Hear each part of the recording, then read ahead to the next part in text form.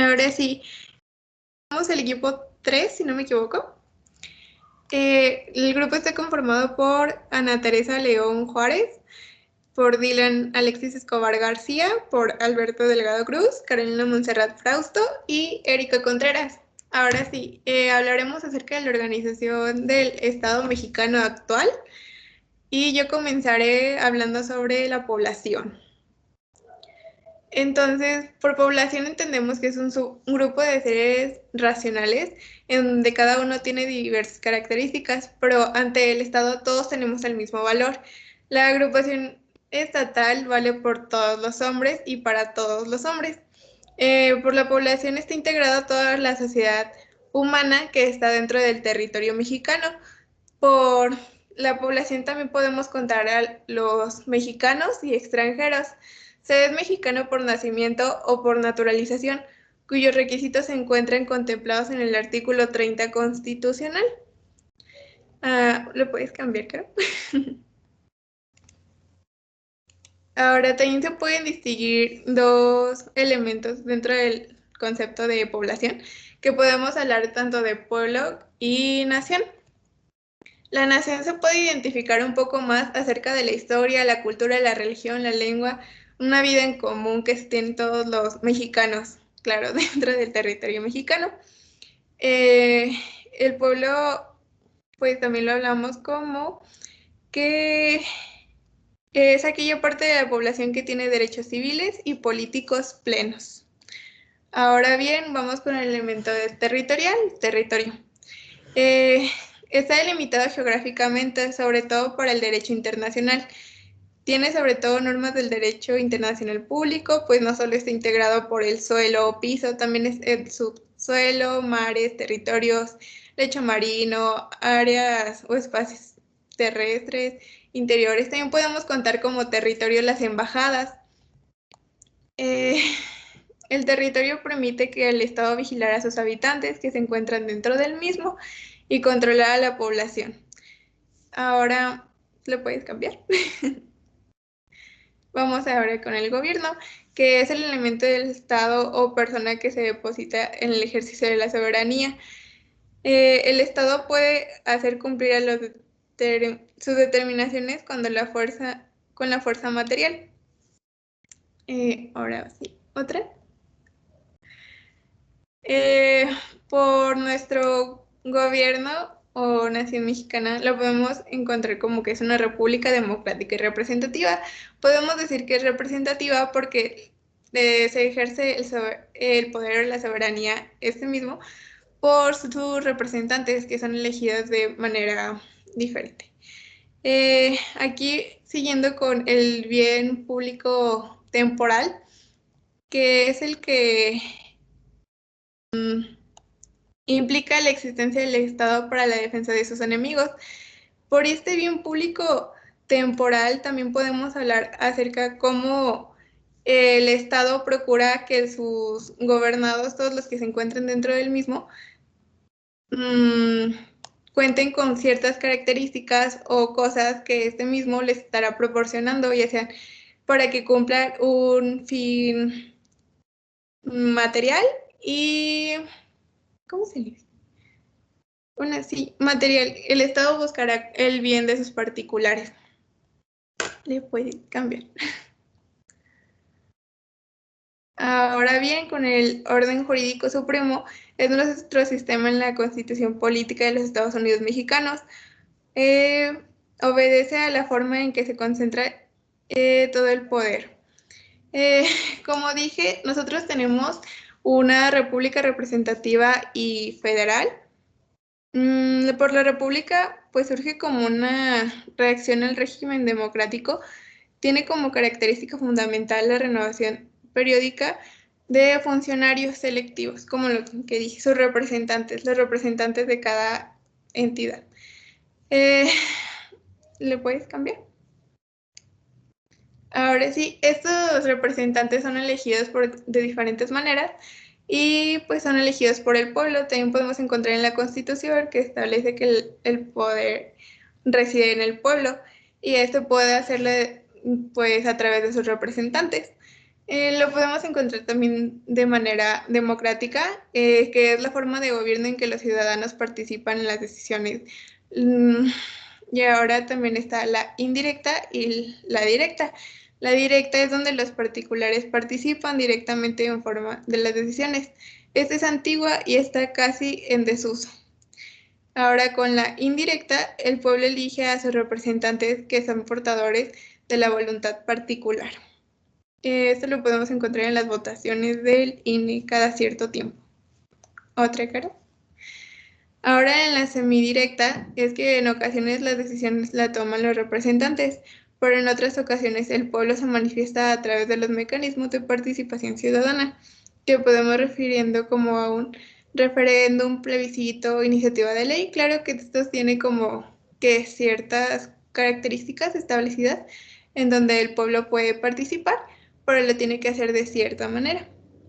En el sistema representativo, el representante no es el representante de la voluntad electoral, así como de su distrito electoral, y se supone que en esta manera debe garantizar el bien público general, pero a veces no es así, porque sin embargo algunos como que buscan solo el bien para ciertas personas. Ahora sí, ya terminé con mi parte. Y seguiría yo. Seguiría yo con lo que serían los órdenes de gobierno, los cuales están conformados en tres, que es federal, es estatal y es municipal. ¿Le puedes cambiar, Carito, por favor? Un federal es aquel encargado de dirigir un estado. Se trata del gobierno central que actúa de manera coordinada con los diversos gobiernos que son particulares a la diferencia de administraciones regionales. Un gobierno federal se encarga del ejercicio de la soberanía nacional y de la representación jurídica de la nación en conjunto. Sus acciones se determinan por lo establecido en la Constitución, que fija sus obligaciones, responsabilidades y facultades. Sus acciones se ejercen en el poder ejecutivo, atendiendo las necesidades de los habitantes de un territorio, pero sin violar sus atribuciones propias de niveles de gobierno. ¿Le puedes cambiar, Carito, por favor? Un gobierno estatal es el gobierno de una subdivisión del país de una forma federal del gobierno, que comparte el poder político con el gobierno federal o nacional. Un gobierno estatal puede tener un cierto nivel de autonomía política o estar sujeto al control del gobierno directo federal. Esta relación puede estar definida por una constitución. Según el artículo 116, el poder público de los estados se dividirá para su ejercicio, el ejecutivo, el legislativo y el judicial. No podrán reunirse en dos o más. Estos poderes solo no podrán estar para una persona o una sola corporación. ¿Le puedes cambiar, Carito, por favor? La municipal. El gobierno municipal es el que ejerce su poder sobre un municipio, mímica unidad política administrativa, dentro de un Estado nacional con mayor o menor autonomía. Se conoce como ayuntamiento a cada municipio que será gobernado por un ayuntamiento de selección popular directa integrada por un presidente municipal y el número de regidores y sindicatos que la ley determine. Y esto sería todo de mi parte.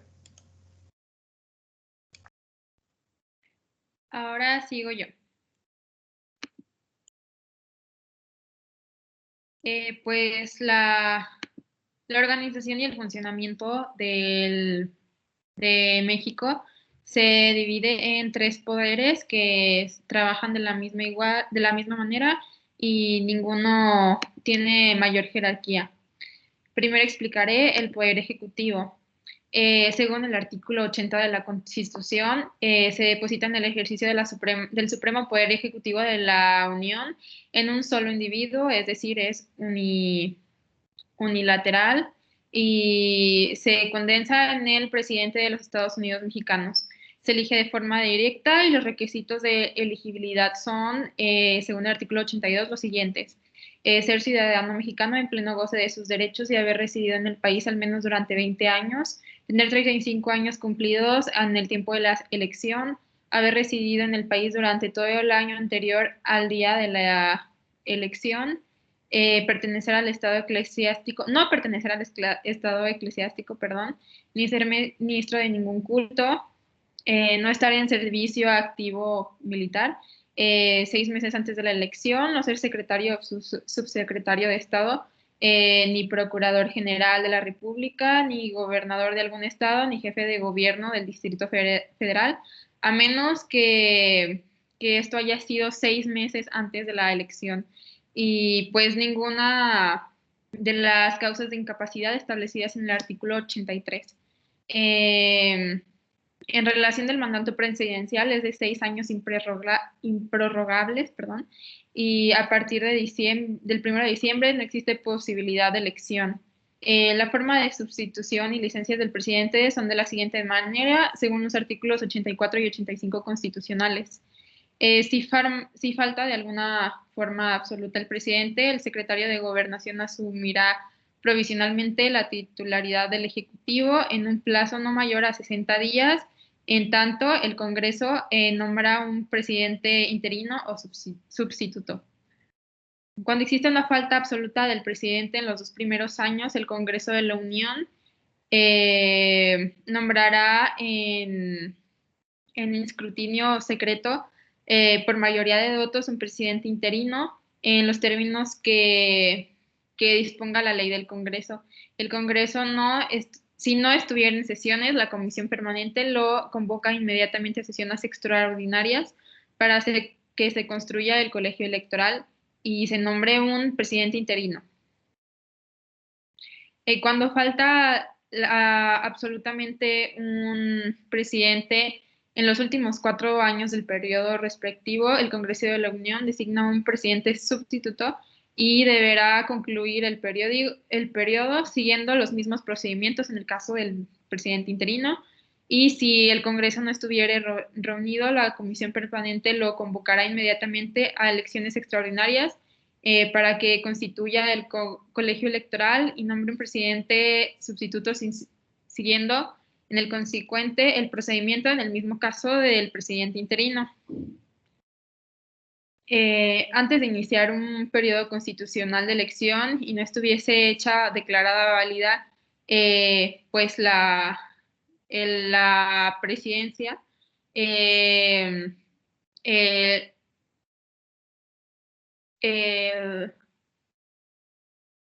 presidente, si es que solicita licencia, tiene que ser pedida por el Congreso de la Unión.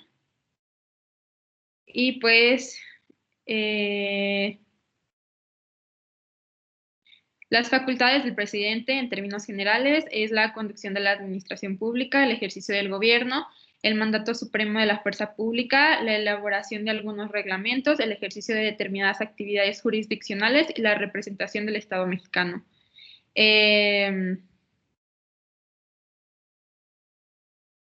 Si es que el presidente no pueda rendir protesta, lo inmediatamente lo hará el presidente de la Suprema Corte de la Justicia de la Nación. Ahora bien, seguiré con el poder legislativo, que se deposita en 2 cámaras para su práctica, en la de diputados y senadores, esto según el artículo 50 constitucional. Ahora vamos con la Cámara de Diputados. La Cámara de Diputados está integrada por 300 diputados electos según el principio de votación mayoritaria relativa mediante el sistema de distritos electorales uninominales y 200 diputados serán electos según el principio de representación proporcional mediante el sistema de las listas regionales votadas en circunscripciones plurinominales. Los requisitos para ser diputado son ser ciudadano mexicano por nacimiento en el ejercicio de sus derechos, tener 21 años cumplidos el día de la elección, ser originario del estado en donde se haga la elección o vecino de él con residencia efectiva de más de 6 meses anteriores a la fecha de la votación, no estar en servicio activo del ejército, no tener ningún mando en la policía, cuando menos 90 días antes de ella. No ser titular de ninguno de los organismos que la Constitución le otorga autonomía. Tampoco no puede ser ministro de la Suprema Corte, magistrado, secretario del Tribunal Electoral del Poder Judicial de la Federación, consejero presidente, consejero electoral, consejos generales, locales o distritales del Instituto Federal Electoral, ni secretario ejecutivo. Los gobernadores de los estados y los jefes de gobierno del Distrito Federal no pueden ser electos en las entidades de sus respectivas jurisdicciones durante el periodo de su cargo. Pero pues sí, si es que ya no están. Si es que su vigencia ya ha pasado. Los secretarios de gobierno y de estado del Distrito Federal, los magistrados y jueces de distrito, así como los presidentes municipales y titulares de algún órgano político administrativo del Distrito Federal, no pueden ser electos en las entidades respectivas de sus jurisdicciones tampoco. Tampoco, como ya lo había dicho previamente, en el caso de los presidentes, no pueden ser ministros de ningún culto religioso y también no pueden tener alguna de las incapacidades que se señalan en el artículo 59. Ahora bien, los senadores en el artículo 56 constitucional se dice que la Cámara de Senadores se integra por 28 senadores, de los cuales en cada estado y en el Distrito Federal 2 serán elegidos según el principio de votación mayoritaria relativa y 1 asignado por la primera minoría. Para estos efectos, los partidos políticos deberán registrar una lista con las fórmulas de los candidatos. Para la senaduría, la primera minoría se le asignará una fórmula de candidatos que entable las listas del partido político que por sí mismo haya ocupado el segundo lugar en el número de votos de la entidad que se trate. Los 32 senadores que faltan en cuanto al número ya dado, se eligen por representación proporcional mediante el sistema de las listas y pues según lo establecen las reglas y las fórmulas para estos efectos. La Cámara de Senadores se renueva en su totalidad cada 6 años. Para ser senador se requieren los mismos requisitos que para ser diputados, en excepción de la edad, que tienen que tener 25 años cumplidos el día de la elección. Y pues en el artículo 59 de la Constitución, los senadores y diputados no pueden ser reelectos para un periodo inmediato, es decir, tiene que pasar 1 o 2 o cualquiera sea el número de periodos para que vuelvan a poder reelegirse. Y pues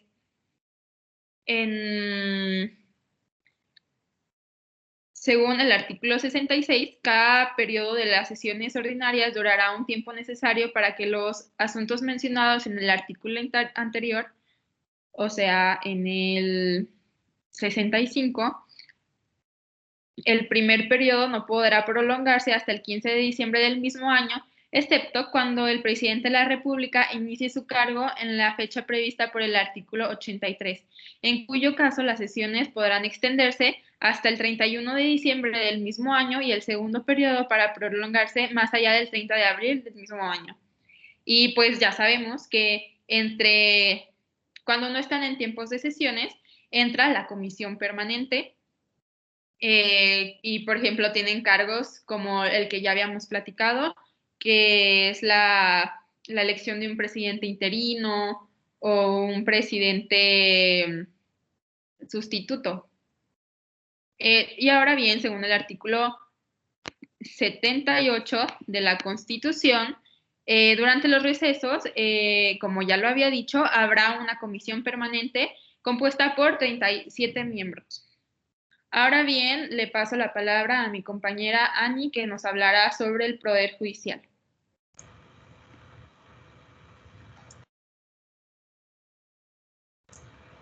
El Poder Judicial, según el artículo 94, se deposita su ejercicio en una Suprema Corte de Justicia, en un tribunal electoral, tribunales colegiados y unitarios de circuito y juzgados de distrito.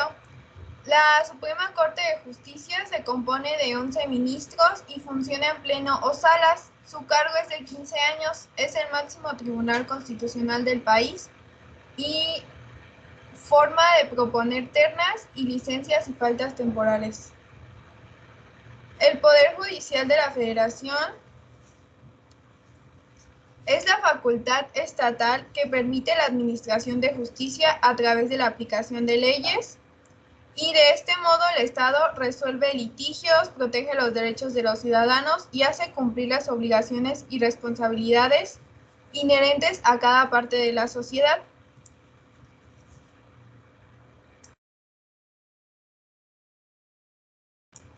Y le paso la palabra a mi compañero Jorge.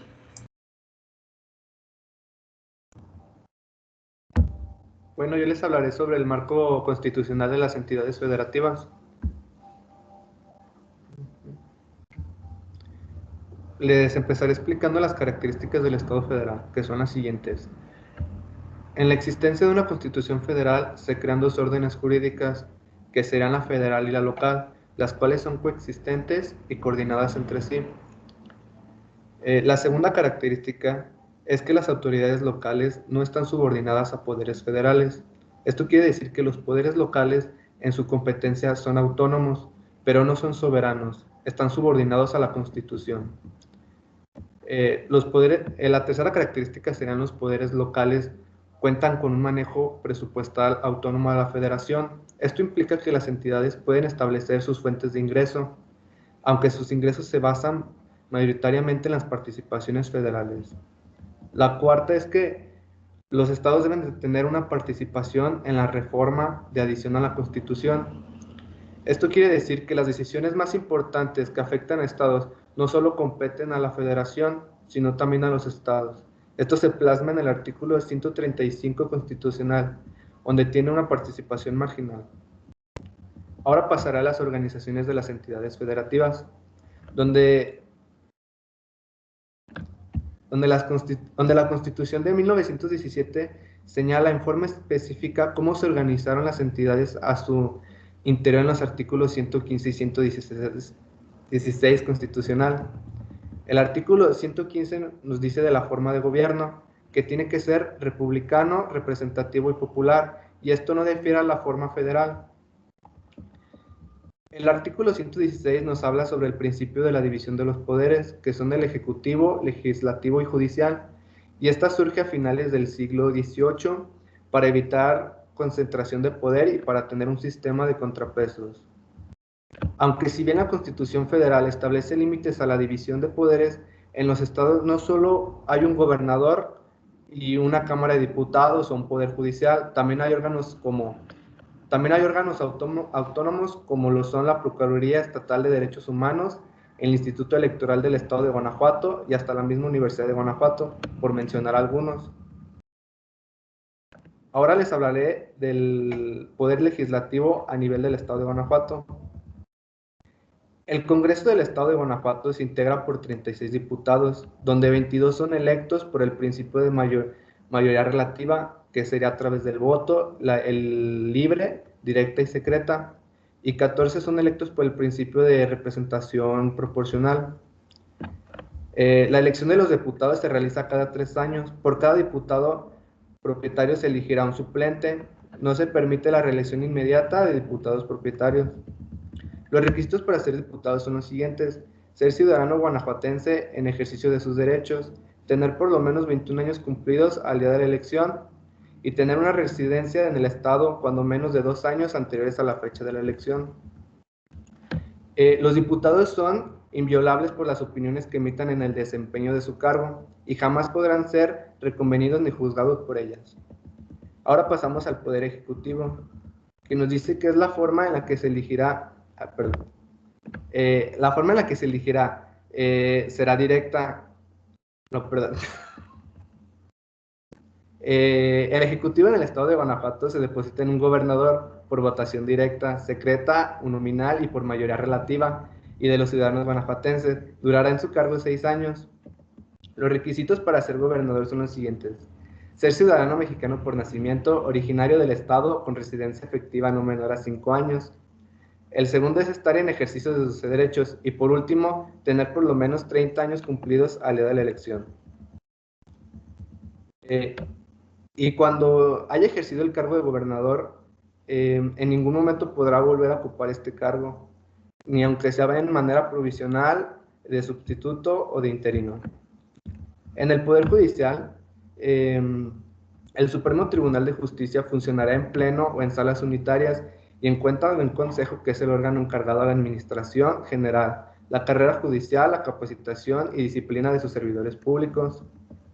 Cada sala se integra por un magistrado que dura en su cargo 7 años y pueden ser reelectos. Actualmente existen 10 salas civiles y 10 salas penales. El Poder Judicial del Estado de Guanajuato se describe también en los jueces del partido, que serán los de civiles o penales, los jueces menores civiles, penales o mixtos. Además, en el Poder Judicial existirán los jueces de oralidad en materia penal y familiar y el Centro de Justicia Alternativa. Ahora les daré un poco de las generalidades que conforman la Constitución Política del Estado de Guanajuato. En el artículo 36, el poder público del Estado se divide por su ejercicio en legislativo, ejecutivo y judicial. El artículo 37 nos dice que el poder legislativo se deposita en una asamblea denominada Congreso de Estado Libre y Soberano de Guanajuato. El artículo 38 nos dice que el poder ejecutivo se ejercerá por una sola persona denominada gobernador del Estado. El artículo 39 nos dice que el ejercicio del poder judicial corresponde al Supremo Tribunal de Justicia del Estado, a los jueces y al Consejo del Poder Judicial, en los términos de las leyes respectivas. El artículo 40 nos dice que jamás podrán reunirse dos o más poderes en un solo individuo o corporación, ni el legislativo depositar la suma de su poder en una sola persona. Eso sería todo por mi parte y les doy la palabra a mi compañera Ana con Municipio Libre.